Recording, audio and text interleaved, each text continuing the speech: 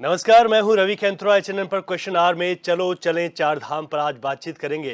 10 मई से देवभूमि में चार धाम यात्रा का आगाज होने जा रहा है। 10 मई को केदारनाथ धाम समेत गंगोत्री और यमुनोत्री धाम के कपाट भी खुल रहे हैं। ऐसे में यात्रा से पहले केदारनाथ धाम को फूलों से सजाया गया है। वहीं यात्रा को लेकर प्रशासन भी पूरी तरीके से तैयार नजर आ रहा है। 2023 में 56 लाख से ज्यादा तीर्थयात्री पहुंचे थे। दावा है कि इस बार उससे भी ज्यादा तीर्थयात्री आएंगे, लेकिन क्या लाखों श्रद्धालुओं के हिसाब से व्यवस्थाएं की गई हैं? चर्चा करेंगे, लेकिन उससे पहले ये रिपोर्ट देखिए।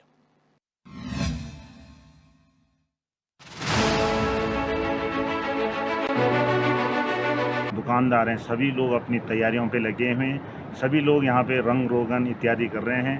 तो मंदिर के चारों ओर सफाई भी चल रही है और माँ भगवती गंगे के जो कपाट हैं वो 10 तारीख को यहाँ पे खोले जाएंगे और ठीक 12:25 पर माँ भगवती गंगे के कपाट दर्शनार्थियों के लिए खोले जाएंगे। और उससे पहले 9 तारीख को माँ भगवती गंगे अपने शीतकालीन प्रवास मुखीमठ ग्राम से चल के भैरव घाटी में रात्रि विश्राम करेगी। वहाँ पे रात को जागरण होगा और दूसरे दिन सुबह माँ भगवती गंगे गंगोत्री धाम में पधारेगी और यहाँ पे मंत्रोपचार, गंगा सहस्त्रनाम पाठ इत्यादि के उच्चारण के साथ ही माँ भगवती गंगे के कपाट दर्शनार्थियों के लिए खोल दिए जाएंगे। इस बार क्या उम्मीद करते हैं कि कितने लोग यहाँ पे आएंगे? अभी जहाँ तक हमें सूचना मिली है कि इस समय श्रद्धालुओं की काफ़ी तादाद रहेगी। विगत वर्षों की भांति इस बार श्रद्धालु काफ़ी संख्या में चारों धामों की यात्रा करेंगे। वो जोरों शोरों से चल रही है। गंगोत्री धाम में अभी कम से कम जो है 100 की संख्या में जो है श्रद्धालु यहाँ पे पहुँचे थे और मैंने जब उनसे बात की तो उनका कहना था कि यात्रा सीजन में इस बार जो है बहुत भारी भीड़ होने की संभावना है। इसके कारण से जो लोग जो है पहले यहाँ पे जो है यात्रा के लिए आ रहे हैं। फिलहाल यहाँ पे जो स्नान घाट है उनका जो है निर्माण हो गया है और जहाँ तक मैं रोड की बात करूँ तो इस समय रोड की स्थिति भी बहुत अच्छी है। पुलिस प्रशासन और उत्तरकाशी जो जिला प्रशासन है उसने जो है इस बार यात्रा को जो बेहतर ढंग से संचालन करने के लिए जो बहुत अच्छी व्यवस्थाएं यहाँ पे देने की कोशिश की और इस बार की जो यात्रा रहेगी यकीनन कहीं ना कहीं जो यात्री है उनको एक नया अनुभव यहाँ पे मिलेगा। साथ ही साथ जो मंदिर समिति की मैं अगर बात करूँ तो मंदिर समिति ने भी जो है अपनी पूरी तैयारियां कर ली और आने वाले 10 तारीख को जो है यहाँ पे जो है ये जो कपाट है वो यहाँ पे खोले जाएंगे और उसके बाद 6 महीने के लिए माँ गंगा यहाँ पे विराजमान होगी। चारधाम यात्रा को लेकर श्रद्धालु मैं यहाँ सुबह आने के बाद सुबह से लाइन लगा हुआ हूँ। बहुत नाम सुनी थी चार धाम यात्रा की, उत्तराखंड की बहुत नाम है। मुझे खेद है आज का पहला दिन का जो अक्षय तृतीया में यात्रा होने वाली है, कपाट खुलने वाली है। मैं पंडित होने के नाते सरकार से ये अनुरोध करना चाहूँगा कि वो खुद ऑनलाइन देखें कि हमारे यहाँ जो महिलाएं दूर दराज से रात भर जाग करके ट्रेन में आई हुई हैं, वो धूप में बेहोश खड़ी हैं, बाल बच्चे भी हैं। उनको मैं संदेश देना चाहता हूं कि आगे इस तरह का माहौल बने, इस तरह का छाव हो कि ये उत्तराखंड चार धाम यात्रा का हम लोग बहुत अच्छी तरह से दृश्यम देख सकें। और मैं खेद प्रकट करता हूं कि आज के कड़ी धूप में सारे लोग भूखे प्यासे जो स्टेशन की व्यवस्था तो अच्छी नहीं है। सब अपनी मर्जी से जो कर्मचारी हैं अंदर से जा रहे हैं, अब पैसा ले रहे हैं, कैसे बाहर से जा रहे हैं फिर अंदर से करवा के ले आके दे रहे हैं सबको बाहर घूम के। व्यवस्था बहुत खराब है। अब कोई अधिकारी पुलिस आ रहे हैं जा रहे हैं, कोई काम नहीं, बस आगे पीछे कर रहे हैं, इसी में कुछ काम। तो चारधाम यात्रा का आगाज अब थोड़ा सा ही कुछ चंद घंटों का इंतजार है। बाबा केदार, माँ गंगा और माँ यमुना के कपाट कल खुल जाएंगे और इसको लेकर अब श्रद्धालुओं की एक लंबी चौड़ी यात्रा अब शुरू हो गई है। लोग दूर दराज से विभिन्न राज्यों से उत्तराखंड का रुख कर चुके थे और अब चार धामों में भी कई यात्री पहुंच चुके हैं। ऐसे में चलो चलें चार धाम क्वेश्चन आवर में आज हम बातचीत करेंगे कि हम तैयार कितने हैं। जो यात्री यहाँ पर आ रहे हैं, पिछले वर्ष की अगर बात करें तो करीब 56 लाख श्रद्धालु चार धाम यात्रा में पहुंचे थे। इस वर्ष उम्मीद है कि जो रजिस्ट्रेशन हुए हैं उस हिसाब से बहुत बड़ी संख्या, ये आंकड़ा काफ़ी आगे जा सकता है। तो ऐसे में हम तैयार भी उतने हैं या नहीं हैं, या फिर इस वक्त तैयारियां पुख्ता हैं। बातचीत करने के लिए हमारे तमाम मेहमान हमारे साथ जुड़ गए हैं। सबका स्वागत करते हैं। हमारे साथ विशाल गुप्ता हैं, भाजपा के प्रवक्ता हमारे साथ जुड़ गए हैं। विशाल जी, बहुत स्वागत है चैनल पर आपका। हमारे साथ गिरिराज किशोर जी जुड़ गए हैं, कांग्रेस के प्रवक्ता हैं, बहुत स्वागत है गिरिराज जी आपका भी। हमारे साथ यूकेडी के उपाध्यक्ष शांति प्रसाद भट्ट जी जुड़ गए हैं, भट्ट जी आपका बहुत स्वागत है। और हमारे साथ राजेंद्र बिष्ट जी, राजनीतिक विश्लेषक हैं, राजेंद्र जी आपका बहुत स्वागत है। शुरुआत मैं सत्ताधार पार्टी विशाल गुप्ता जी आपसे कर लेता हूं। चारधाम यात्रा का आगाज हो गया है, अब कपाट खुलने के लिए चंद घंटों का ही वक्त बाकी है, कितनी तैयार है सरकार? जी विशाल जी। अब चलिए, मेरी आवाज़ शायद अभी विशाल जी तक नहीं पहुंच पा रही है, तो उनसे मैं संपर्क करूंगा। मैं गिरिराज जी के पास जाता हूं, कांग्रेस के प्रवक्ता हमारे साथ जुड़े हुए हैं। गिरिराज जी, अब यात्रा के लिए चंद घंटों का वक्त बाकी है, 3 धामों के कपाट एक ही दिन में खुल रहे हैं, ये भी एक शुभ लग्न है इस वर्ष जो हम देखने को मिल रहा है। सरकार की तैयारियों को कहाँ पाते हैं आप लोग? जी रवि जी, पहले तो निश्चित रूप से मैं बार बार एक बात मैंने इस बीच में बोली कि चारधाम यात्रा उत्तराखंड के लिए निश्चित रूप से आन बान शान का प्रश्न होता है जी। चारधाम यात्रा को मैं उत्तराखंड के लिए निश्चित रूप से समूचे प्रदेश के लिए रीढ़ मानता हूं। यात्रा का स्वरूप जो है, निश्चित रूप से जो भी श्रद्धालु इस समय आ रहे हैं, अभी मैं आपके चैनल पे एक स्टेटमेंट अभी देख रहा था जी। वो निश्चित रूप से किसी पार्टी का नुमाइंदा नहीं है, कोई पदाधिकारी नहीं है, वो एक आम श्रद्धालु है और किसी अन्य प्रदेश से चारधाम यात्रा के लिए निश्चित रूप से उत्तराखंड में पधारे हुए लोग हैं। उनमें से एक व्यक्ति अभी निश्चित रूप से अपना जो उनका स्टेटमेंट था, वो जो अपनी बात रख रहे थे, आज अव्यवस्थाओं का इस सरकार में निश्चित रूप से ध्यान न देने की वजह से, फोकस न करने की वजह से, जो बार बार एक बात मैं रखता हूं कि सरकार, ये जो सरकार है सोई हुई स्थिति में होती है, लास्ट मोमेंट में अब निश्चित रूप से सर के ऊपर बिल्कुल यात्रा है, 10 तारीख को कपाट खुलने हैं। निश्चित रूप से आप सोचिए, अभी अलर्ट मोड में आएंगे और स्थितियां ये हैं कि उनका स्टेटमेंट जब मैं अभी सुन रहा था, वो स्वयं अपने मुख से वो कह रहे थे कि महिलाएं जितनी भी हमें दिख रही हैं वो अव्यवस्थाओं का, अभी निश्चित रूप से जो अंबार मैंने बोला कि आप कम से कम उनको एक शेड तो अवेलेबल करा सकते हैं, आप उनको कम से कम धूप से बचने के लिए, जो धूप की वजह से वो बेहोश हो रही हैं महिलाएं, ये छोटी छोटी बातें हो सकती हैं, लेकिन ये निश्चित रूप से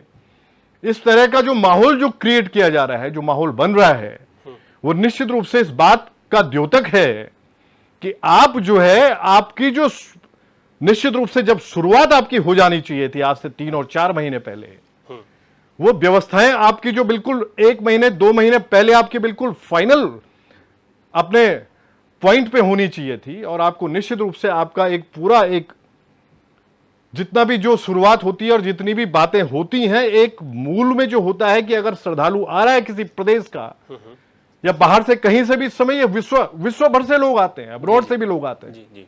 उनका स्वागत किस हिसाब से करना है।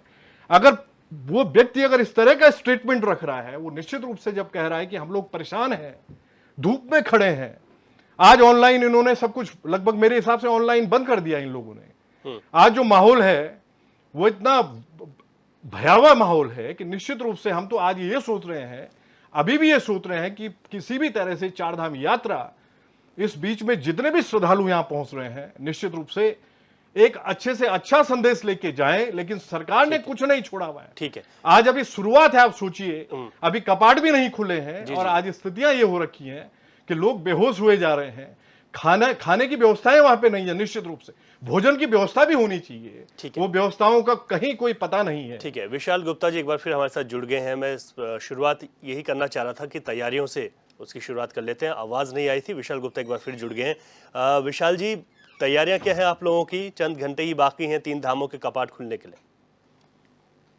सरकार बिल्कुल तैयारी के साथ अपने जो उनके बंदोबस्त थे, जो उनका हर इंफ्रास्ट्रक्चर को बुनियादी ढांचे थे वो चीज को संपन्न कर चुकी है और कल से यात्रा प्रारंभ हो रही है। माननीय मुख्यमंत्री जी ने पूरी मॉनिटरिंग के माध्यम से, विभागीय स्तर की बैठकों के माध्यम से, मुख्य सचिव के 2-2, 3-3 दौरे होने के बाद भी सारी व्यवस्थाओं को दुरुस्त करते हुए चारधाम यात्रा सुविकसित तरीके से प्रारंभ हो, इन भावनाओं के साथ सरकार ने काम किया है। ठीक है। जो रजिस्ट्रेशन को लेकर कांग्रेस सवाल उठा रही है कि ऑनलाइन रजिस्ट्रेशन भी सब पूरी तरीके से होने चाहिए थे, जो ऑफलाइन लाइनें लग रही हैं ऋषिकेश में, वहां पर लोगों को दिक्कत हो रही है। पिछली बार सरकार ने 56 लाख श्रद्धालुओं का आने का अपने लक्ष्य को पूरा किया था। जी जी जी। जो चारधाम यात्रा 2013 के बाद आपदा के बाद इतनी बिगड़ चुकी थी व्यवस्था है और लगातार हमारी जो टूरिज्म में हमारा पर्यटक, जो हमारा श्रद्धालु चारधाम यात्रा पे आता था, प्रति वर्ष कम होता गया। लेकिन पिछली बार सरकार ने इतनी बंदोबस्तों के साथ, इतनी सुविकसित व्यवस्थाओं के साथ हर व्यक्ति को संपर्क करते हुए उनकी सुख सुविधा की साधन सर्जन करते हुए सरकार ने काम किया, जिससे 56 लाख का लक्ष्य हमने पूरा किया। इस बार भी सरकार उससे ऊपर अपने लक्ष्य को भी साधते हुए, अपने लक्ष्य को भी टारगेट को खत्म करते हुए आगे टारगेट लेते हुए 75 लाख से भी ऊपर का लक्ष्य तय करती है। और सरकार ने पूरा बंदोबस्त किया है। सरकार चाहती है कि चारधाम यात्रा अच्छी तरीके से, सुविकसित तरीके से, आम जनहित में, और जन जो आ रहा है, वो श्रद्धालु जो आ रहा है, उसको कहीं भी दिक्कत ना हो, उसके लिए डॉक्टर, पिछली बार भी हमें बहुत दिक्कत आई थी मेडिकल सिस्टम पे भी, इस बार मेडिकल सिस्टम को दुरुस्त किया गया। हर किलोमीटर, हर 2-2, 3-3 किलोमीटर पे एक मेडिकल कैंप्स लगे हैं, जहां हर पेशेंट जो भी आ रहा है, जो उम्र दराज है, उसका मेडिकल चेकअप हो रहा है, उसके बाद वो यात्रा के लिए उसको अनुमति मिल पा रही है। और आप देखिए कि 22 लाख से भी ज्यादा श्रद्धालुओं ने रजिस्ट्रेशन पार कर चुके हैं, तो इससे हेलीकॉप्टर के स्लॉट बुक हो चुके हैं। कितनी लोगों के अंदर उत्साह है, पूरे देश के जनमानस के अंदर उत्साह है चार धाम को लेकर, और सरकार भी उसमें उत्साह के साथ आगे बढ़ रही है। माननीय मुख्यमंत्री जी विभागीय स्तर की बैठक के साथ उसको दुरुस्त करते हुए आगे बढ़ रहे हैं। ठीक है, यानी आप कह रहे तैयारी पूरी। ठीक है, आगे बढ़ाते चर्चा को। शांति प्रसाद भट्ट हमारे साथ यूकेटी के उपाध्यक्ष हैं। भट्ट जी, पिछली यात्राओं से ज़रूर सबक लेनी चाहिए, जो भी अव्यवस्थाएं रहे उनको दुरुस्त करने की बात विशाल जी भी कह रहे हैं कि मेडिकल को लेकर इस बार दुरुस्त किया गया और सिस्टम को। आप कहाँ पाते हैं तैयारियों को? देखिए, देवभूमि में चारधाम यात्रा कल से शुरू होने जा रही है। पूरे देश के श्रद्धालु उत्तराखंड की ओर आ रहे हैं और सब उम्मीद लगा रहे हैं कि चाक चौबंद व्यवस्था होगी तो बड़ी श्रद्धा के साथ देवभूमि में देवता के दर्शन होंगे और खुशी खुशी लोग दर्शन करके अपने गंतव्य की ओर जाएंगे। ऐसी कल्पना सभी प्रांत के लोग कर रहे हैं। दुख की बात है कि शुरुआत से पहले ही यात्रा में पंडे पुरोहितों का विरोध, सरकार की मशीनरी के द्वारा केदारनाथ को खोदना, पूरा पंडाल को, बद्रीनाथ को में तोड़ फोड़ करना और अव्यवस्थाओं का जो माहौल बना, उससे निश्चित रूप से एक बड़ी समस्या खड़ी हुई। खैर, आनन फानन में यात्रा की व्यवस्थाओं को ठीक किया गया। दुख की बात है, आज ही श्रद्धालु जो थे वो ऋषिकेश और हरिद्वार में सवाल खड़े करने लग गए। हालात इतने ख़राब हैं कि आप ही अपने चैनल पर दिखा रहे हैं कि यात्री बोल रहे हैं कोई व्यवस्था नहीं है और प्यास से लोग बेहोश हो रहे हैं। अगर पहले दिन, यात्रा शुरू होने से पहले दिन ये अव्यवस्थाएं हैं तो बताने के लिए काफ़ी है कि सनातन धर्म का ढोंग पीटने वाली ये भारतीय जनता पार्टी देश के सनातनियों को कितनी सुविधाएं दे रही है। लेकिन ये चारधाम में बहुत ज़्यादा लोग आते हैं तो कुछ दिक्कतें भी होती है ना। आप तीर्थाटन करने आ रहे हैं तो ठीक है, हर एक सुविधा तो नहीं मिल सकती ना, पहाड़ है। मतलब क्या ये माना जाए जो तीर्थाटन अपने देवताओं को देखने के लिए चारधाम में आ रहा है तो क्या वो मान लिया जाए कि वो एक एक महीने तक सड़कों पे बैठा रहे? कहाँ गई वो सरकारी व्यवस्थाएं जो ऑनलाइन 20 लाख से ज़्यादा रजिस्ट्रेशन करने की बात कर रहे थे? क्या मुसीबत आ गई कि अब लोगों को लाइन में लगना पड़ रहा है और टिकट नहीं मिल रहे हैं? क्या कारण है कि जो लाइन में लगे हैं उनको जो है पानी नसीब नहीं हो रहा है, खाना नसीब नहीं हो रहा है? क्या कारण है कि लाइन में लगने के बावजूद भी व्यक्ति सवाल खड़े कर रहा है? ट्रांजिट कैंप में जहां से शुरुआत होनी है, यदि वही अव्यवस्था है तो फिर ये सरकार क्या कर रही है? फिर चारधाम यात्रा को सुचारू चलाने के लिए जिला प्रशासन से लेकर वो चार धाम मंदिर कमेटी के लोग कहाँ हैं? अभी आप जाकर देखिए केदार वैली में कितने बुरे हाल हैं, चारों तरफ जाम लगे हुए हैं। क्या कारण है? सवाल ये नहीं है कि मैं देवभूमि का नागरिक हूं, क्षेत्रीय दल का नेता हूं और मैं सवाल खड़े कर रहा हूं। सवाल ये है कि सरकार अपनी कार्यप्रणाली में सुधार लाए। जनता परेशान है, आप डिबेट कर रहे हैं और हम भी वही सवाल खड़े कर रहे हैं कि माननीय धामी जी ने बहुत अच्छा कर दिया। तो मैं यही आपके माध्यम से पूछना चाह रहा हूं, अब धामी जी जवाब दें।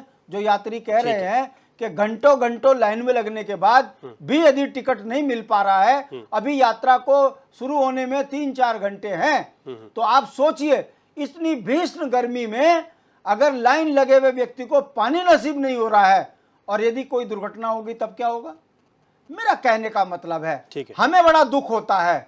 हम देवभूमि के लोग हैं और यात्रा का अनुमानित जो लग रहा है कि इस बार जो है दुगनी यात्रा और बढ़ेगी। ऐसे में यदि अव्यवस्थाओं की पोल पहले दिन ही खुल रही है तो लगता है कि ये सत्ता में बैठे सत्ताधीश केवल चंदा चोरी नोट कमाने के अलावा कुछ नहीं जानते। तो व्यवस्थाएं भी उतनी ही दुरुस्त करनी पड़ेंगी। सबसे ज्यादा नुकसान अगर किसी को हो रहा है तो भारतीय जनता पार्टी के शासनकाल में सनातनियों को हो रहा है, हर क्षेत्र में। राजनीतिक विश्लेषक राजेंद्र बिष्ट जी हमारे साथ जुड़े हुए हैं। बिष्ट जी, जो सरकार की तैयारियां हैं और जिस तरीके से अब ये आकलन हम इस वजह से भी लगा सकते हैं क्योंकि पहले ही दिन हमने देखा कि यात्रा की शुरुआत के जो 2-3 दिन है इसमें बहुत ज़्यादा भीड़ उत्तराखंड की तरफ आई है तीर्थ यात्रियों की। और अच्छी बात है, सुखद बात है क्योंकि यहाँ की आर्थिकी की रीढ़ है चार धाम यात्रा। जो तैयारियाँ हैं उन्हें कहाँ पर देखते हैं और क्या कहीं पर कुछ कमियां, जो रजिस्ट्रेशन को लेकर बात आ रही है उसमें कुछ सुझाव? चारधाम यात्रा की तो सबसे पहले हमें ये देखना कि श्रद्धालु लोग कितने आ रहे हैं। आप समझ लीजिए जो ऑनलाइन रजिस्ट्रेशन है वो आज की डेट में 22 लाख से ऊपर हो चुके हैं। हाँ। और आप ये समझ लीजिए अगर 22 लाख लोग अलग अलग धामों में जाते हैं तो उनके लिए हमें क्या व्यवस्था करनी पड़ेगी, उनका टाइम स्लॉट क्या होगा, उनको रहने की जगह कहाँ आएगा, वेटिंग रूम्स कहाँ होंगे, अगर उनको कहीं पे स्वास्थ्य की कोई प्रॉब्लम आएगी तो उनको कैसे वो दिया जाएगा, फर्स्ट एड दिया जाएगा, उनको कैसे जो है लिफ्ट करा जाएगा, ये सारी। और कोई अगर आपदा अगर आ जाती है उसके लिए हम कितने तैयार हैं। तो ये मेन जो है, ये मुख्य जो है मुद्दे हैं। इस चीजों पे सरकार ने जरूर सोचा होगा, सरकार ने जरूर काम किया होगा। और आप ये देखिए कि पिछले साल करीबन 56 लाख से जो लोग आए थे, इस बार मुझे लगता है करीबन ये संख्या करीबन 70-80 लाख से ऊपर जाती है। अगर 70-80 लाख से अगर ऊपर जाती है और हमारे पास सिर्फ 4 महीने हैं जब पूरी यात्रा चलती है तो 20 लाख आदमी 1 महीने में इन धामों में आता है। और 20 लाख लोगों के लिए रहने की जगह, खाने की जगह, उनको जो है क्या कहते हैं स्वास्थ्य की जगह, उनकी ट्रांसपोर्टेशन की जगह, ये सब चीजें हमें जो और दर्शन की जो है जगह जो है की व्यवस्था हमें देखनी होगी। हमें लगता है कि कहीं ना कहीं सरकार ने वो काम तो किए होंगे लेकिन क्या उनके कर्मचारियों ने उनको धरातल पे उतारा है?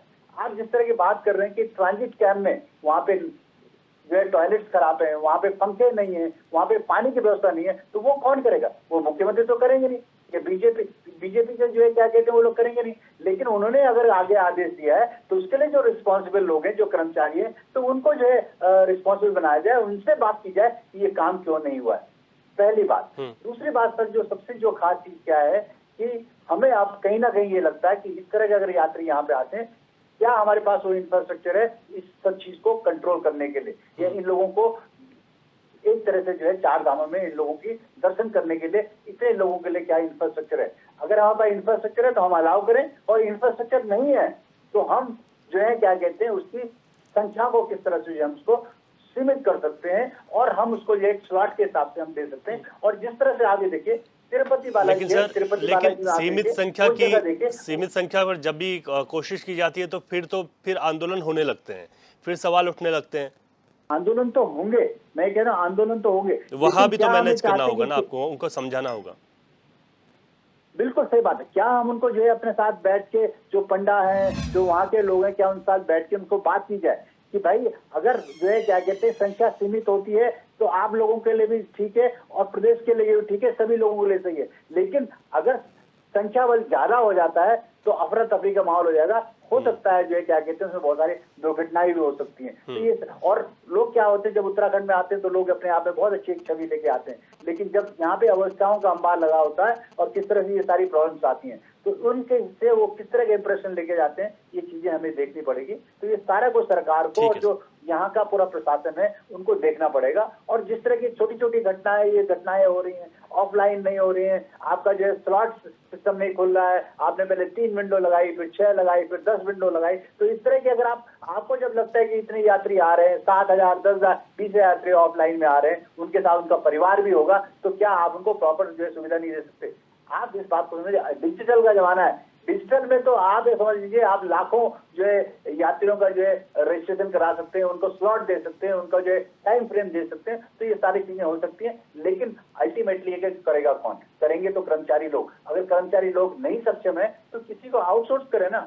उन कर्मचारियों को क्यों करते हैं जो अक्षम कर्मचारी हैं, जो इस तरह को हैंडल नहीं कर सकते? ये सारी बातें हैं, ये बातें हमको सोचना पड़ेगा, तभी 4 धाम यात्रा जो है सुचारू रूप से चल सकती है। ठीक है जी। विशाल गुप्ता जी, आप पे एक बार फिर से आ रहा हूँ। सवाल उठा रहा है विपक्ष की तैयारियां नहीं है आप लोगों की, उदाहरण दे रहा है कि जो लंबी लंबी लाइनें लगी हुई हैं वहाँ पर जो व्यवस्थाएं होनी चाहिए वो नहीं है। दूसरी तरफ हमारे सामने चुनौती यह है, आपने खुद भी कहा कि 75 लाख तो आप खुद मान के चल रही है सरकार की, इतने लोग इस वक्त आएंगे, और जो पहले दिन का रुझान है वो भी इस तरफ इशारा कर रहा है कि इस बार जो है यहाँ पर तीर्थयात्रियों की संख्या बहुत ज़्यादा हो सकती है, पिछले सारे रिकॉर्ड टूट सकते हैं। तो ऐसे में चुनौतियाँ भी आपकी बहुत ज़्यादा बढ़ जाएंगी। तो इन चुनौतियों को लेकर कि जो पिछली जो यात्राएं हैं उनसे कितना सबक लेकर आप कुछ पॉइंट्स में बताइए कि हम लोगों ने इस बार इस तरीके की व्यवस्थाएं की हैं ताकि अव्यवस्थाएं न फैले। चुनौती को स्वीकार करा है सरकार ने। चुनौती को स्वीकार करते हुए सरकार ने अपने कदम को आगे बढ़ाया है। अभी आपने कहा कि संख्या सीमित करना, और मुझे याद आता है कि आपकी बात से कि पिछली बार जब संख्या सीमित की गई ये व्यवस्थाओं को दुरुस्त करते हुए कि यात्रा सुविकसित तरीके से प्रारंभ हो, अच्छा संपन्न हो, लेकिन वहाँ आंदोलन हो गया। स्थिति ऐसी रहती है कि हम जनमानस के साथ खड़े हैं और जनमानस के लिए यात्रा का सुंदर तरीके से व्यवस्था को दुरुस्त करते हुए सरकार काम करती है। और आज भी इसी भांति माननीय मुख्यमंत्री जी लगातार चिंतित थे। उन्होंने विभागीय स्तर की बैठकों से तालमेल करते हुए सबको आगे मॉनिटरिंग करते हुए आगे बढ़े, और हमने 15 दिन तक यात्रा के प्रारंभ होने के 15 दिन तक वीआईपी ट्रीटमेंट बिल्कुल बंद कर दिया है। सभी राज्यों के हेड ऑफिस में वहाँ माननीय मुख्यमंत्री जी ने पत्र लिखकर भेजा है, आप कोई भी राज्य अतिथि के रूप में हमारे सामने ना आए, 15 दिन तक कोई भी वीआईपी दर्शन नहीं होंगे। तो ये क्या सरकार की संवेदनशीलता नहीं है? सरकार नहीं चाहती कि यात्रा सुंदर रूप ले? ये सरकार की मंशा है, सरकार चाहती है कि सुंदर रूप ले। विपक्ष तो केवल आरोप लगाता है, लेकिन वो सरकार की अच्छी चीजों पे समर्थन नहीं देता। सरकार कितनी उसमें व्यवस्था के साथ आगे बढ़ रही है। और मेडिकल चेकअप जो पिछली बार घटना हुई, जैसे आपने कहा सबक लेना चाहिए, पिछली बार जो घटना हुई उससे सबक लेकर monitoring system, medical system, nursing staff system, माननीय स्वास्थ्य मंत्री जी की लगातार मॉनिटरिंग सिस्टम उसको एक ऐसा प्रदर्शित करता है कि सरकार कितनी संवेदनशीलता अपना रही है मेडिकल को लेकर, जन के लिए, जनहित में उसके मेडिकल चेकअप। जो हमारे वरिष्ठ लोग, वृद्ध लोग जो आते, जिनको सांस लेने में दिक्कत है, जिनको ऊपर जाकर केदार बाबा में जहाँ ह्यूमिडिटी कम हो जाती है, जहाँ एयर कम हो जाती है, वहाँ उन लोगों को भी मेडिकल चेकअप के बाद उनको यात्रा के लिए छूट मिलती है, अनुमति मिलती है। तो सरकार हर पॉइंट पे चिंता कर रही है। और ये श्रद्धालु जो इतने आ रहे हैं वो क्यों आ रहे हैं? आप इससे ये कोई ये नहीं कि पिछली बार अव्यवस्था थी तो श्रद्धालु नहीं आते। पिछली बार की इतनी सुंदर व्यवस्था को देखते पूरे देश के अंदर जनमानस ने उत्तराखंड के सरकार को अप्रिशिएट किया, माननीय धामी सरकार को अप्रिशिएट किया, जब जाके आज इतनी संख्या में श्रद्धालु इतने उत्साह के साथ आ रहे हैं। और हम उनका, हमारी जिम्मेदारी बनती है कि 4 धाम यात्रा, और हम सबकी जिम्मेदारी, ना कि एक अकेली सरकार की, हम सब जनमानस के, हम सब पार्टियों की, हम सब क्षेत्र के लोगों की ये जिम्मेदारी बनती है। हमारा उत्तराखंड 4 धाम देवभूमि के नाम से जो जाना जाता है, वो एक विश्व के पटल पर, भारत के पटल पर अपना एक परचम लहराए 4 धाम यात्रा को लेकर। ठीक है, ठीक बात की आपने, सबकी जिम्मेदारी है। गिरिराज जी, अब सवाल ये उठता है, विशाल जी ने कहा कि देखिए अगर कुछ अव्यवस्थाएं बहुत ज़्यादा होती तो रिकॉर्ड तोड़ने वाली जो संभावनाएं हैं वो थोड़ी नहीं दिखाई देती, तभी तो लोग आ रहे हैं जब व्यवस्थाएं अच्छी रही। देखिए रवि जी, पहली चीज तो मैं रखना चाहूंगा कि जो भी श्रद्धालु पूरे देश भर से आता है या विदेश से आता है, वो निश्चित रूप से उसकी एक श्रद्धा होती है चार धाम के प्रति, और चार धाम के प्रति होती है। वो बद्रीनाथ जी भी जाता है, केदारनाथ जी भी जाता है, वो गंगोत्री यमुनोत्री भी जाता है निश्चित रूप से। वो बड़ा श्रद्धावान होता है, निश्चित रूप से बहुत सरल होता है। और अभी जो बात रखी गई भाजपा के प्रवक्ता जी के द्वारा कि अगर वृद्धि होती है तो वृद्धि होगी, लोग बढ़ेंगे, श्रद्धालु निश्चित रूप से बढ़ेंगे। अगर विपक्ष कहीं पे बात उठाता है, कहीं पे अगर कोशिश करता है देखने की कि वाकई कमियां कहां पर हैं, तो निश्चित रूप से अपना जो पार्टिसिपेशन एक विपक्ष का होता है उसको वो पूरा करता है। अभी पार्टिसिपेशन निश्चित रूप से विपक्ष की बनती है कि अगर कहीं पे कोई कमी दिख रही है इस चार धाम यात्रा में तो उसको उजागर करे। आज जो स्थितियां हैं, अभी एक बात और निकल के आई कि कर्मचारी वर्ग जो है या ब्यूरोक्रेट जो है वो काम क्यों नहीं कर रहा है। आज अव्यवस्थाओं का अंबार इस हिसाब से आप लगा सकते हैं कि कॉमन मैन बोल रहा है जो यात्रा पे निकला हुआ है, क्या निश्चित रूप से आज वहां पे टोटियां नहीं है, वहां पे आज वॉशरूम साफ नहीं है, हाइजीन नहीं है, कहीं पे कोई हाइजीन का ध्यान नहीं रखा जा रहा है। जितने भी शौचालय हमारे हैं, कॉमन जो शौचालय होते हैं, पानी की अव्यवस्था है, पानी है नहीं। आप ही सोचिए, ये छोटी छोटी चीजें जो है, ये आम जब व्यक्ति जो है, जो श्रद्धालु है, वो जब अपना ट्रैवल करता है, वो जब अपने मुकाम तक पहुंचने के लिए जो बीच में उसका जो ये समय जो बीतता है, उसमें निश्चित रूप से रवि जी वो चाहता है कि उसको सुविधाएं मिले। और ये सुविधाएं, और निश्चित रूप से जो अभी बात कर्मचारियों पे भी आ रही थी कि कर्मचारियों पे या ब्यूरोक्रेट्स पे निश्चित रूप से लगाम लगाने का काम तो सरकार का है। सरकार अगर शासित है निश्चित रूप से, तो अपने नीचे जितने भी कर्मचारी है, जितने भी विभाग इसमें इन्वॉल्व हैं चारधाम यात्रा में, उनसे काम लेने की अगर ड्यूटी बनती है तो सरकार की बनती है, सीएम साहब की बनती है। जितने भी विभाग, जितने भी मंत्रीगण इसमें इन्वॉल्व होते हैं या विधायकगण इन्वॉल्व होते हैं उस क्षेत्र के, या जो ब्यूरोक्रेट्स इसमें होते हैं, निश्चित रूप से उन सबकी ड्यूटी बनती है। ठीक है, मुख्यमंत्री ने बैठक की है ना गिरिराज जी, नहीं, उन्होंने अच्छी बात है, अच्छी बात है, मैं कह तो रहा हूं। अगर दिखाई विपक्ष भी आज आपके सामने डिबेट में बैठा हुआ है, तो हम लोग जहां पे एप्रिसिएशन वाली बात होगी सरकार की, कि अप्रिशिएट करने लायक कोई बात होगी, तो निश्चित रूप से अप्रिशिएट किया जाएगा। अब आज ये देखिए आप रवि जी, आज जो स्थितियां केदारनाथ जी में, केदार सभा जो है, आप सोचिए वहां का जो व्यापार मंडल है, कल से वो स्ट्राइक पे, अनिश्चितकालीन उनकी स्ट्राइक है।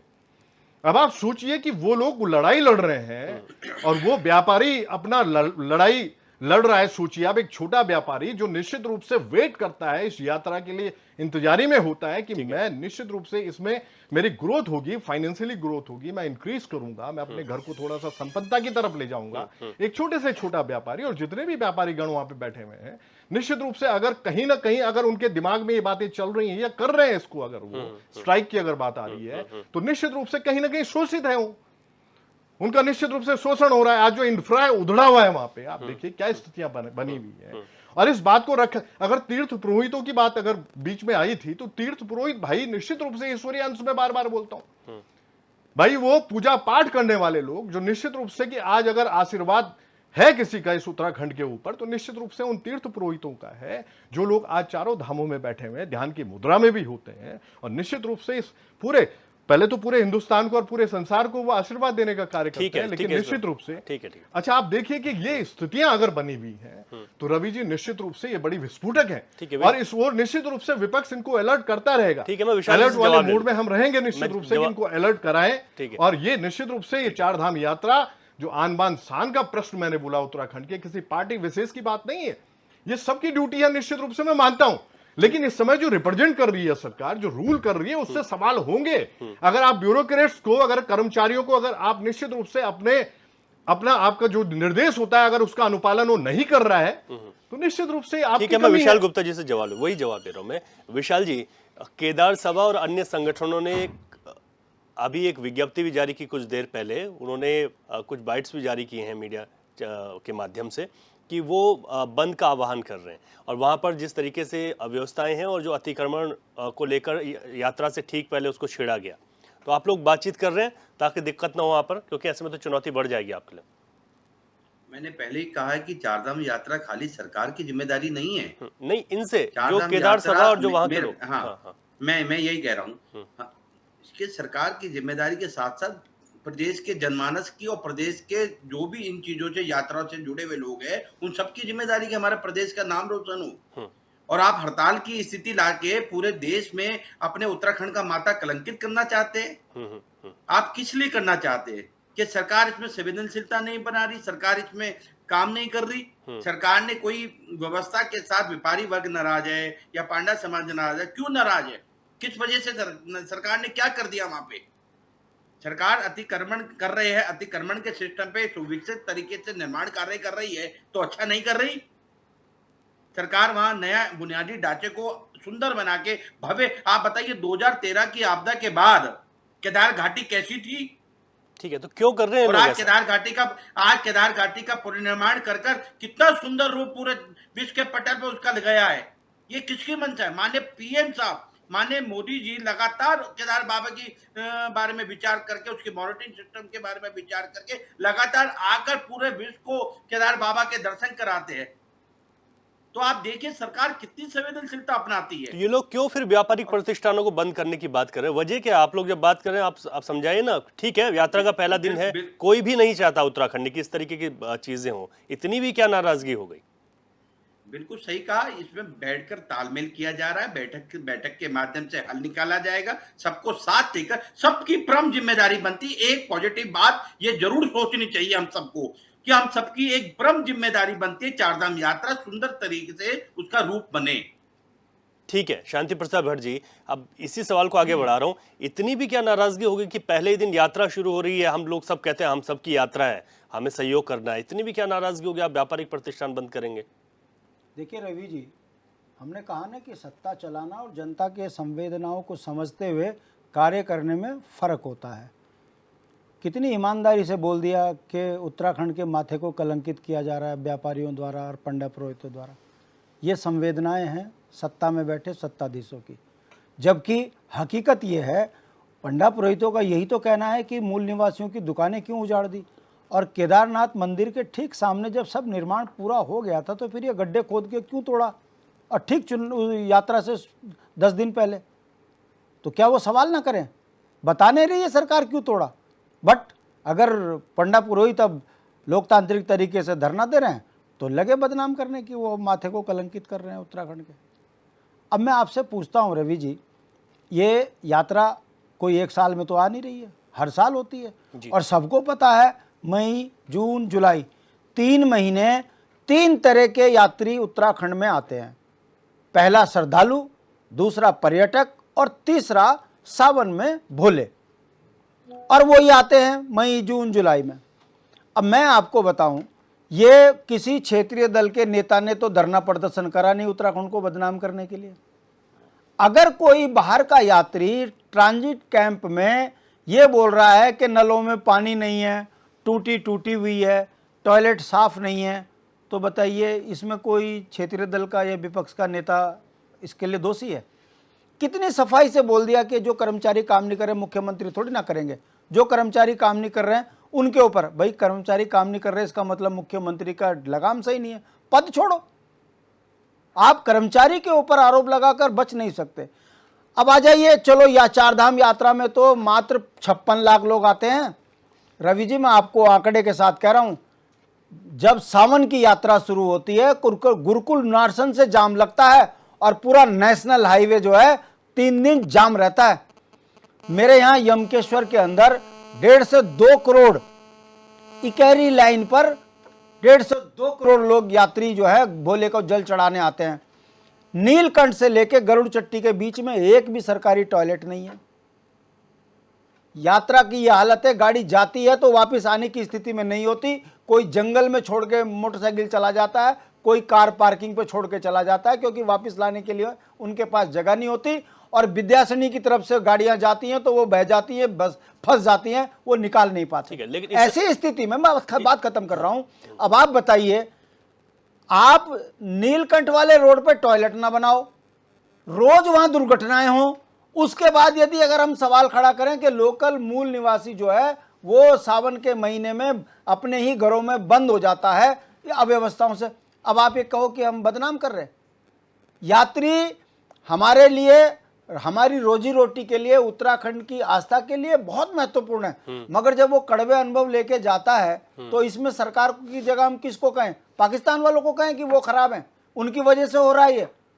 अरे भाई, सनातन धर्म का ढोंग करते हो भाई तुम, और सनातन धर्म के यात्री आकर चौक पर आकर कह रहे हैं कि अव्यवस्थाएं हैं, ठीक है, लेकिन टॉयलेट सही नहीं है। मैं अब इसमें मुझे आप ये बताइए रवि जी, आप पत्रकार हैं, बता दीजिए इस 6 महीने में कोई एक धरना प्रदर्शन विपक्ष ने दिया हो कि सरकार ने जो है 4 धाम यात्रा सुचारू चलाए? अरे हम तो हाथ जोड़ो कहते हैं भगवान यात्री खुश होकर जाएं, राज्य की छवि सुधरे। मगर दुख तब होता है जब सत्ता में बैठे लोग जो है बदनाम करते हैं। तो अभी तो यात्रा शुरू हो रही है ना सर, अभी थोड़ा दिन तो इंतजार करेंगे। अच्छा, देखें अच्छा रवि जी, आप ये जो डिबेट कर रहे हो, ये जो अव्यवस्थाएं थी, तभी तो लोकतंत्र में यही तो खूबसूरती है लोकतंत्र की कि जहां अव्यवस्था हुई आपने जनता के बीच में सवाल खड़े कर दिए, अब सरकार सुधार करेगी। अगर कल टोटी लग जाएगी, टॉयलेट में पानी आ जाएगा, यात्रियों को पानी की बोतल मिल जाएगी, कोई बेहोश ना हो, 4 डॉक्टर खड़े हो जाएंगे, गर्मी से उनको पंखे के अंदर उनको छाया मिल जाएगी, तो नेचुरल है हम कहेंगे सरकार ने चलो इस डिबेट से कुछ तो अकल ली। मगर दुख तब होता है जब भाजपा का प्रवक्ता कहता है कि माता को कलंकित कर रहे पंडे पुरोहित और व्यापारी। ये तो इतने निर्लज हो जाते हैं कि इनको दूसरे पर आरोप लगाने में सेकंड ही नहीं लगता। और वाई लूटने के लिए कि 56 लाख लोग आए थे, तो भाजपा वाले घर घर से लाए थे क्या? ये भाई श्रद्धा तो देश के लोग अपने आप आ रहे, मगर जब अवस्थाएं हो रही है तो सवाल खड़े हो रहे। ठीक है राजेंद्र, भारतीय जनता पार्टी सनातन के नाम पर ढोंग करने वाली पार्टी है और इसकी राजनीतिक ताकत दिख गई। सबसे ज्यादा प्रताड़ित सनातन इनके शासनकाल में। राजेंद्र बीर जी, क्योंकि एक सवाल ये उठा कि ठीक है पहले दिन, क्योंकि ये भी एक शुभ मुहूर्त है कि इस बार 3 धाम के कपाट एक साथ खुल रहे हैं, माँ गंगा के, यमुना के और केदारनाथ जी के। लेकिन पहले ही दिन केदार सभा और अन्य जो संगठन है उन्होंने एक प्रेस नोट जारी करते हैं, वो कहते हैं कि हम व्यापारिक प्रतिष्ठान, अन्य प्रतिष्ठान बंद रखेंगे। तो ये जिस तरीके की नाराजगी है, और ये चीजें आज नहीं, एक पिछले कई दिनों से मैं देख रहा था कि ये चल रही थी, तो इसमें बातचीत होनी चाहिए थी।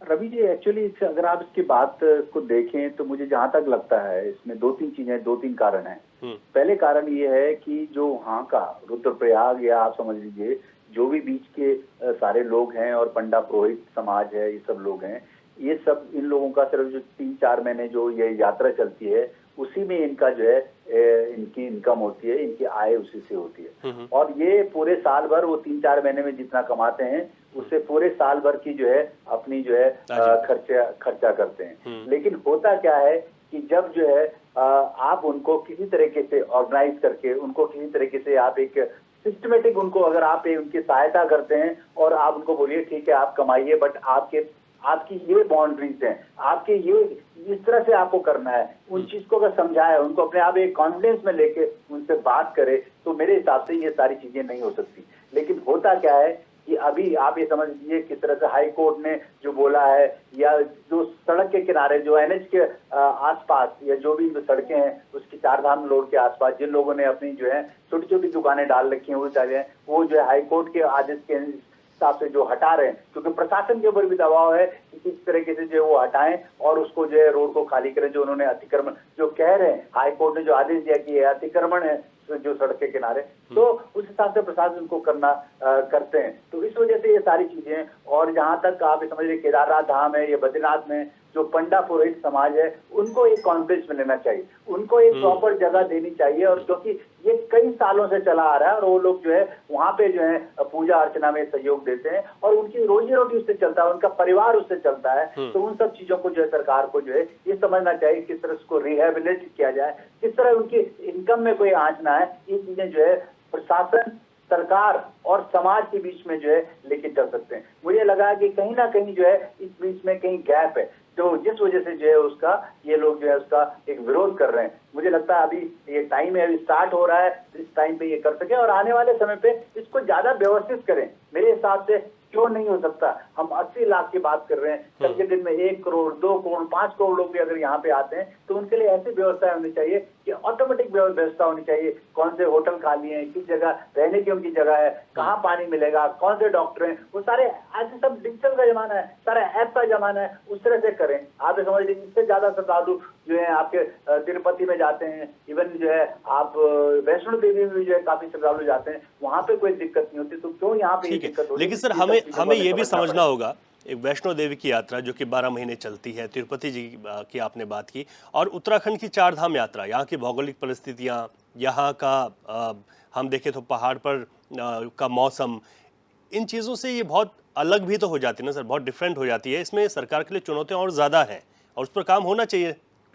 संख्या के हिसाब से देखिए, अगर यहाँ पे 70 लाख आदमी आता है और तिरुपति की बात करते हैं, तिरुपति में कम से कम 5 से 10 करोड़ आदमी आता है। बिल्कुल जी, आप संख्या बड़ी बात, लेकिन वहां पे अगर आप ये देखिए कि आप जैसे एंटर करते हैं, आपका जो एक फोटो होती है, आपको आईडी कार्ड ऑटोमेटिकली जो है आपको एक QR कोड दिया जाता है, जिसमें आपकी फोटो होती है, आपका QR कोड होती है, और उसके हिसाब से आपका कौन सा स्लॉट नंबर है, कहाँ आपको किस चैम्बर में जाना है, कितना एक्सपेक्टेड टाइम है, वो टाइम आपको जो है किस टाइम पे जो है तिरुपति बालाजी के दर्शन आपके होंगे, वो सारी चीज होती है। आदमी व्यवस्थित है, वो जाता है, रहता है। और ये मैं जनरल उसकी बात करता हूँ, जो VVIP दर्शन के लिए उनको उनका अलग है, उनको तो कंप्यूटराइज हो, बिना जो है उसके जो है एडवांस बुकिंग के नहीं जा सकते। लेकिन जो जनरल पब्लिक की बात करें, एक एक दिन में कम से कम 1-1 लाख आदमी जो है मिनिमम जो है दर्शन करता है। और आप हर 10 मीटर 15 मीटर पे जो है पेयजल की व्यवस्था है, वहाँ पे जो है टॉयलेट की व्यवस्था है, जो 5 किलोमीटर का जो सर्कल है उसमें। तो हम यहाँ पे ऐसा क्यों नहीं कर सकते? हम कर सकते हैं। अगर हम ये करेंगे तो हमारे पास पैसा भी आएगा,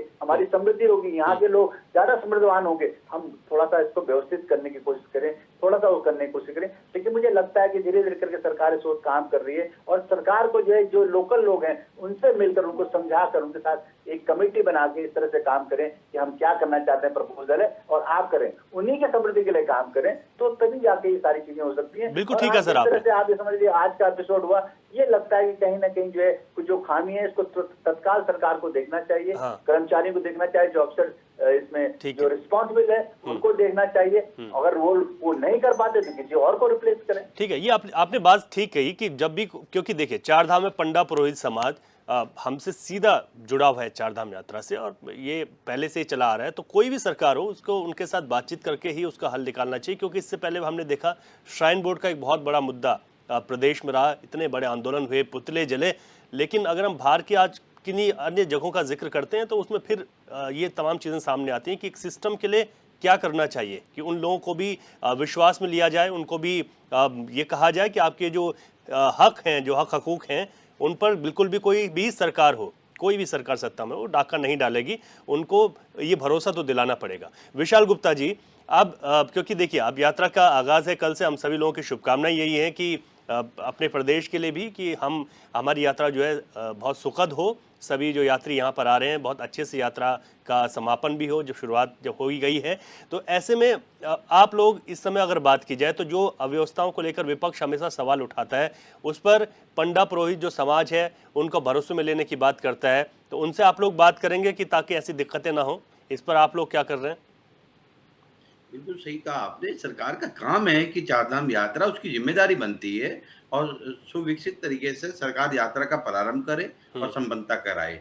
और अभी हमारे पैनलिस्ट में बैठे जो बता रहे थे कि तिरुपति में ये स्थिति है, वैष्णो देवी में ये स्थिति है, बिल्कुल सही कहा उन्होंने कि सबका आइडेंटिटी हो, सबकी जांच हो, सबके गले में वहाँ सर आइडेंटिटी पड़ी हो। हम सभी लोग जानते हैं हर चीज इस तरीके की व्यवस्था है कि 1 रुपए आप ज्यादा नहीं ले सकता। किसी चीज को 5 रुपए फिक्स किया तो 5 ही रुपए, अगर आपने 1 रुपए ज्यादा ले लिया किसी ने तो उसको सजा दे दी जाती है वहीं पर।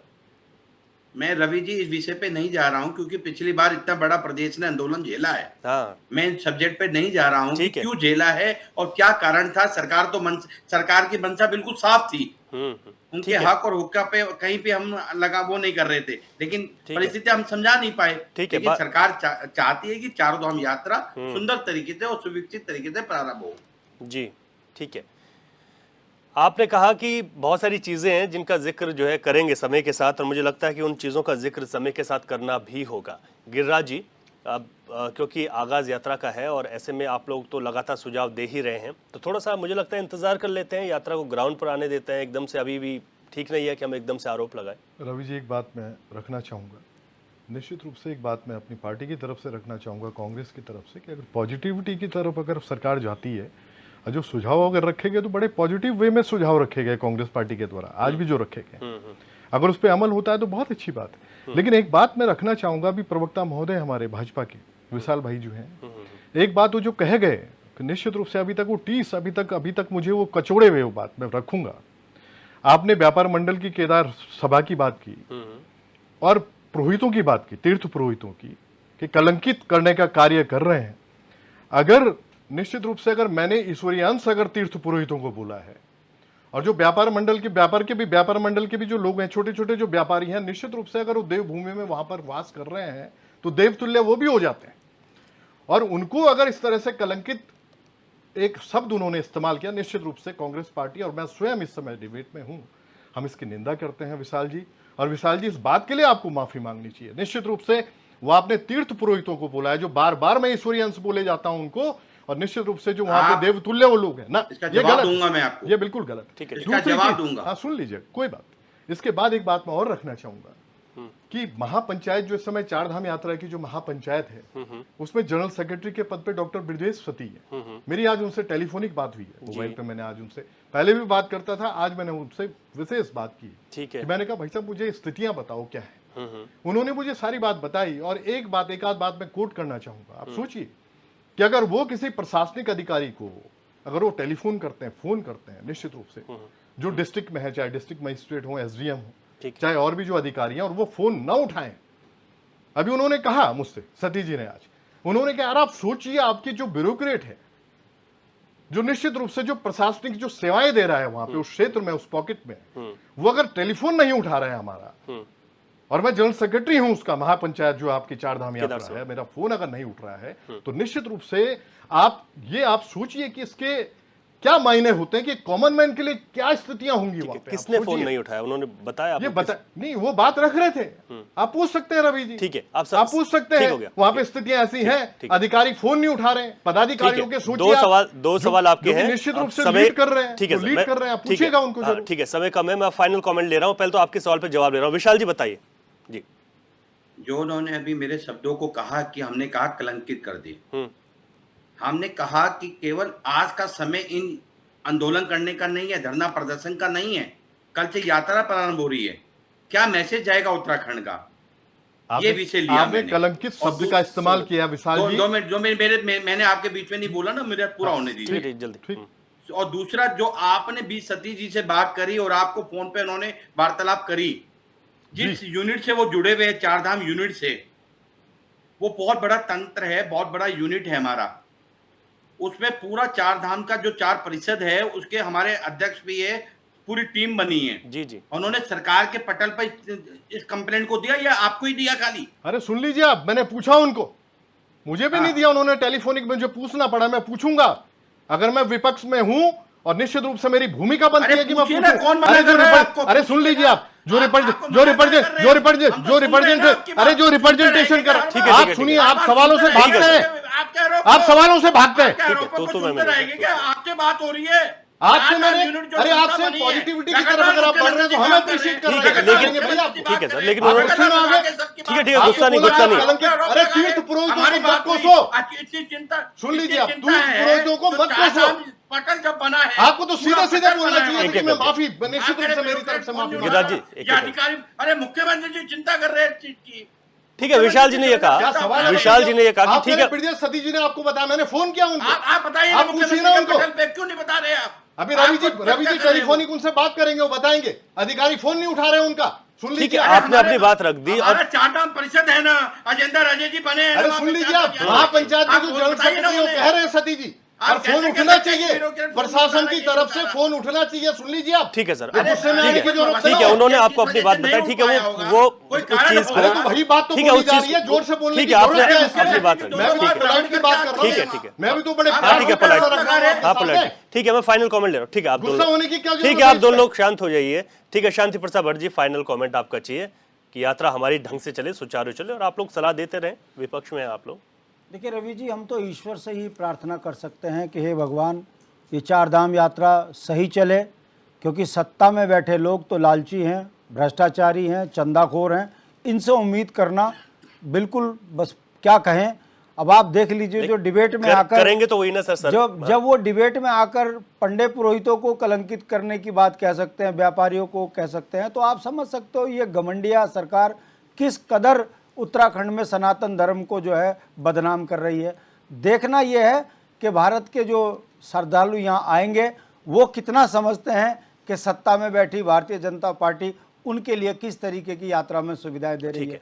पहले ही दिन पानी की कमी, टूटी का टूटना, टॉयलेट का खराब होना, ये बताता है कि ये केवल गाल बजाने वाली सरकार है, धरातल पे केवल थोड़ा तो इंतजार करेंगे ना, अभी यात्रा चलेगी कुछ दिन, इंतजार ये 6 महीने तक ऐसे ही सुनते रहेंगे। अब इंतजार करो। ठीक है। राजेंद्र बीर जी, फाइनल कमेंट सर आपका। रवि जी, जहाँ तक बात है, सरकार ने जरूर उसमें काम किया होगा, और अभी क्योंकि इलेक्शन टाइम भी था और सभी लोग बिजी थे, लेकिन मुझे लगता है कहीं ना कहीं मुख्य सचिव और उन लोगों ने इस बारे में जो है काफी बारीकी नजर रखी है। लेकिन कहीं ना कहीं मुझे जो लगता है कि कर्मचारी लोग इस काम को नहीं कर पा रहे हैं, रिस्पॉन्सिबिलिटी नहीं ले रहे हैं या अपने रिस्पॉन्सिबिलिटी नहीं निभा रहे हैं। मैं सबको कहता हूँ कि ये जो चार धाम यात्रा है, ये उत्तराखंड की आजीविका के लिए, उत्तराखंड के एक स्वाभिमान के लिए, उत्तराखंड के एक पूरे वर्ल्ड में, विश्व में एक अलग से पहचान है इसकी, और इसको अगर आगे बढ़ाना है तो सबको मिलकर काम करना होगा। और कहीं पे भी कोई गलतियां हैं तो गलतियां सुधारी जा सकती हैं, और जो लोग नहीं सुधरना चाहते तो उनसे रिस्पॉन्सिबिलिटी हटाएं, किसी और लोगों को दें जो लोग इसको जो है आगे बढ़िया ढंग से मैनेज कर सकते हैं। और आने वाले टाइम पे मुझे लगता है कि सरकार और सरकार का जितना भी जो है तंत्र है वो इसमें जो है दोबारा इसको देखेगा और इस यात्रा को सुचारू रूप से चलाएगा, जिससे उत्तराखंड का नाम और भी रोशन। ठीक है राजेंद्र बीर जी, विशाल गुप्ता जी, गिरिराज किशोर जी, शांति प्रसाद भट्ट जी, आप लोगों ने अपनी अपनी बात रखी। बहुत शुक्रिया आपका कि आप इस चर्चा में जुड़े।